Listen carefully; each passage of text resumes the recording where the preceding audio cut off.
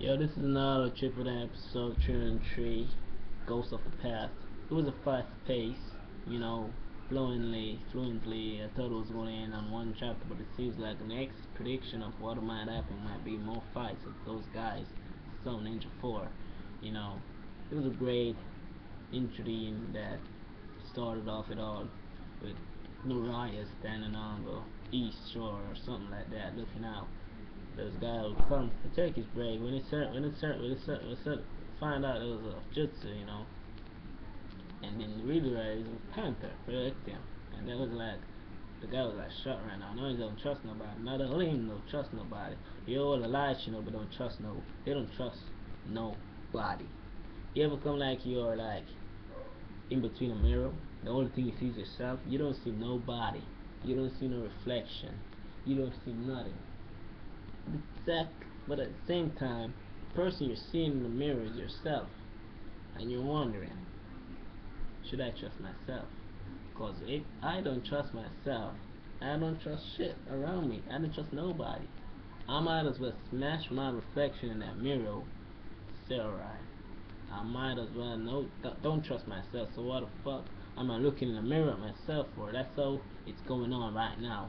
Everyone is like occupied, looking around, cooling out, and Shikamaru right there at the time, you know what I'm saying? The headquarters better come up with this tragedy. Because right now, I wouldn't want to be in that pot boiling up. Men gonna kill each other. Just so like debilitating them to the point where they're collapsing. Because hell no, how long just a matter of reflecting on and taking on the image of people. You might doing it so long that was part of the plan anyway. Things are going towards their plan. These guys don't trust each other. That's what mainly the battle's all about. They don't trust each other. They must find some trust, gain some privilege. Say, alright, I'm entitled to know who you are. But it's so hard, and that's what mainly the call is trying to do. So basically, things going on, and suddenly there was a screen going on, and it looks out. Sound Ninja 5. East Gate, South Gate, North Gate, West Gate, they come, appear, things go down. Things go down, and then all of a sudden, when you look, shit went out, and it was such a fast pace. There was a flashback in between the fights of each and every one of them that they went through. So that was like cutting off certain activity of what was going on, and then in the end, there was like activity in the end. And when that look, the activity that was produced in the end was basically a flatter. You call these things rush and brush, giving you mainly what they're normally giving you and showing in what you wouldn't normally want, which is flashback.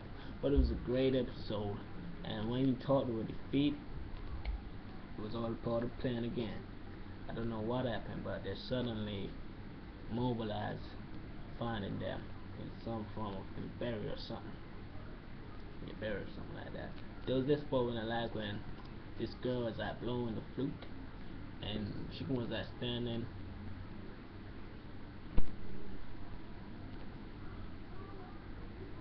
Are you done now? Well, I'm like saying, if that was suddenly a weakness, because I know Genji tells the effect on the senses, but not all of them. Some senses keener when it affected by another. He uses an air plug, plunging his ears, like saying, if you're so no, insult on any Shikamaru fan. I'm a Shikamaru fan. Shikamaru is the most strategic, strategy-advised person in the battlefield right now, and I must give him that. But damn, man, you could have defeated out of all the four of you that went on the mission to fight Sun Ninja 4. You could have defeated her with ease, man, if you just used your head even more than you should have. Sometimes thinking so much ain't gonna bring you nowhere. Just sit back, observe, and try to take control of the battlefield, like you always do. That's what he did, but I wish he would have realized that some way down the line, years ago, than now. But I'm glad he didn't realize that, because if she didn't know that was simply the trick in order to, bypass his technique without even hearing the shit that she's, saying, maybe she would have had an increasingly amount of advantage. And that's also the curse mark shit that you were talking about. I don't see shit difference in those curse mark level that you're saying right there. But shit goes on. She was the thief. Then you went in action with that guy, and you can see there's a little resentful towards whose shit happened and Jixi died. I wish that was all Jixi that was chapped on the cheek. Cause right now, Kodo don't even ain't even controlling these guys to say, you know, that's a Jixi, don't kill us too. They're just going on their free will, doing shit, making it back. Um, yeah, shit happens. Great start, fast pace, too fast, and most fast pace was only flashback. The last fast pace was mainly, you know, too much, too much one time, too much one time and getting nowhere. But it was a great chapter. I like it. I'm fully looking forward to see what really happened and where they're at. It was a great chapter. Battlefield is going scarce. Whatever plan they have, it might come in handy. I don't think anything gonna succeed with what it was going to happen. There's another thing I really want to say. I read a manga and I never saw the Sun Ninja 5 entering battle until Itachi and Sasuke confront Kabuto. I don't know because he's one of those trying to hold off on what he's planning ahead by dropping in some decoys or diversion while we enjoy ourselves. He goes to the planning and make whatever that's about to come bigger than what we're seeing right now. Cause we're about to see shit go down. And he's just doing this now to buy time. For all I know, he's going to skip over to Kakashi and those guys taking on Pakara and Nagara and, you know, all those guys. And if, for example, they want to switch over, what I should say, you know, to the little strategic side, what they want to plan. I think is going to drop in some surprising shit to make it seem more electoral.